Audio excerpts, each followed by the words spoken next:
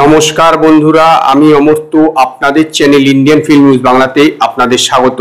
আজকে এই ভিডিওতে আমি দ্য ফল গাই সিনেমাটা নিয়ে কথা বলবো, যেটা পরিচালনা করেছে ডেভিড লিচ এবং এতে অভিনয় করেছে রায়ান গোসলিং এবং এমিলি ব্লান্ট। তো এই সিনেমাটা না অ্যাকচুয়ালি ফিল্ম লাইনে যারা অ্যাকশনে স্টান্ট করে সেই স্টান্টম্যানদের বলতে পারেন ডেডিকেটেড করেছে। পুরো একটা স্টান্টম্যানকে কিভাবে তার সেটে তার সঙ্গে তার সহকর্মীরা কীরকম ব্যবহার করে, প্রডিউসার তার সঙ্গে কীরকম ব্যবহার করে, তাকে কী কী সমস্যার মুখোমুখি হতে হয়, যাবতীয় কিছু এখানে খুব ডিটেলিংয়ে খুব সুন্দরভাবে দেখানো হয়েছে। এটা একটা ফিল্মের মধ্যে ফিল্ম বলতে পারেন, মানে একটা ফিল্ম যে স্টান্টম্যান তো সে ফিল্ম করে, তো সেইখানে বিভিন্ন শুটিংয়ের জায়গাতে তাকে কীরকম করতে হচ্ছে এবং তার সঙ্গে কীরকম হচ্ছে যাবতীয় কিছু নিয়ে এই সিনেমাটার গল্প হচ্ছে যে রায়ান গোসলিং একজন স্টান্টম্যান। তো সে একদিনকে একটা স্টান্ট করতে গিয়ে অ্যাক্সিডেন্ট হয় এবং অ্যাক্সিডেন্টের ফলে তার পিঠে চোট লাগে। তারপরে কি হয়, সেই যে তার যে গার্লফ্রেন্ড ছিল, যে ওই সিনেমারই একজন অ্যাসিস্ট্যান্ট ডাইরেক্টর ছিল, তো তার থেকে দূরে চলে যায়। তো একদিন এই রায়ান গোসলিং এর কাছে একটা ফোন আসে প্রডিউসারের, যে তার গার্লফ্রেন্ড তাকে ডাকছে এবং সে একটা সিনেমা ডাইরেক্ট করছে, একটা বড় মাপের সিনেমা।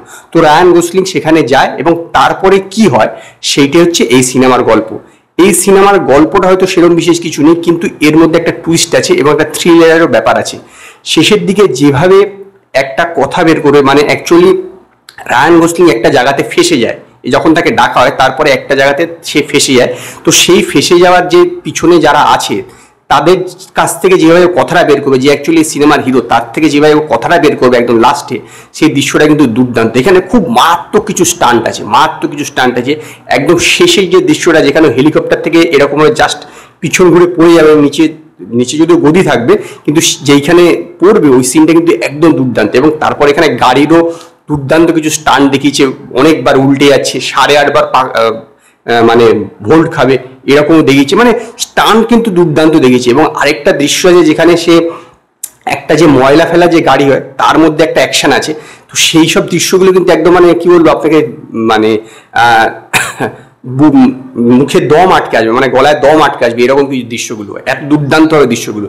এবং এখানে কিন্তু একটা রোমান্টিক অ্যাঙ্গেলও দেখা যায়, যেটা বললাম যে সে তার পরিচয়, যে এখন যে ডাইরেক্টর তার সঙ্গে তার প্রেম ছিল, তো সেইখানে কিন্তু রোমান্টিক দৃশ্যগুলো এমনভাবে করা হয়েছে যে সেটের ভিতরে তারা একে অপরের সঙ্গে কথা বলছে, মনে হবে যেন একদম সিনেমার মধ্যে চলছে, মানে সিনেমার মধ্যে একটা সিনেমা, এরকম একটা ব্যাপার।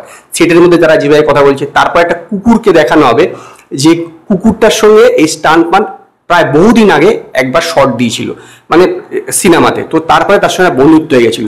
এবং কুকুরকে তো যায়নি, যে বহুদিন পরও মানুষকে চিনতে পারে, তারপর যখন অনেকদিন পর তাকে দেখবে, সে যা বলছে সেগুলো সে করছে, মানে একজন দুজনে কামড়াতে বলছে কামড়াচ্ছে, গাড়ির মধ্যে অ্যাকশনের সময় জাম করতে বলছে জাম করছে, যাবতীয় কিছু করছে, মানে অদ্ভুত জিনিস যোগাযোগ দিয়েছে। এবং সবচেয়ে বড় কথা কি, আপনি যখন এই সিনেমাটা দেখবেন না, সিনেমাটার সঙ্গে আপনি মানসিকভাবে ইনভলভ হতে পারেন, সেই ক্যারেক্টারটা ছিল তার সঙ্গে আপনি ইনভলভ হতে পারেন, বা হিরোইনের যে ক্যারেক্টারগুলো তার সঙ্গে ইনভলভ হতে পারেন, কারণ এখানে ইমোশনটাই কিন্তু খুব দুর্দান্তভাবে তুলে ধরা হয়েছে। সেটা রোমান্টিক হোক বা অ্যাকশন দৃশ্য হোক, অ্যাকশন দৃশ্যতে একটা ইমোশন লাগে, যে ইমোশনের কারণে লোকটা অ্যাকশন করছে, সেই ইমোশনগুলোকে খুব দুর্দান্তভাবে ফুটিয়ে তোলা হয়েছে। এবং এখানে একটা টুইস্টও আছে যেটা বেশ আকর্ষণীয়, যেটা বললাম না, যে এই সিনেমাতে কিন্তু অ্যাকশন, রোমান্স এবং প্লাস কমেডিটাও আছে। এখানে কমেডি সমস্ত কিছু খুব দুর্দান্তভাবে একদম মিশ্রণ করা হয়েছে। সত্যি কথা বলতে গেলে কি, অ্যাকশন দৃশ্যগুলোকে আপনাকে পুরো একদম মানে মাদকতায় ফেলে দেবে, এরকম মানে মাদকতায় রেখে দেবে। এক কথায় বলতে গেলে কি, এই সিনেমা দেখতে সত্যি কথা দম লাগবে। 2 ঘন্টার সিনেমা, কিছু জায়গাতে হয়তো একটুখানি মনে হবে যে এটা একটু ফাস্ট হয়, কিন্তু দেখুন 2 ঘন্টার সিনেমা, সেটাকে কত ফাস্ট করা যেতে পারে।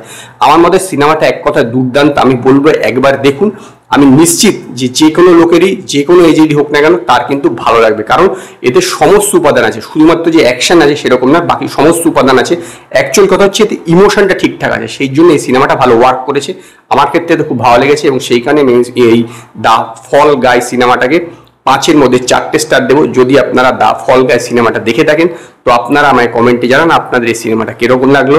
যদি আপনাদের এই ভিডিওটি পছন্দ হয়, ভিডিওটিকে লাইক করুন, কমেন্ট করুন, শেয়ার করুন, আর নতুন আপডেটের জন্য আমার চ্যানেলকে সাবস্ক্রাইব করুন।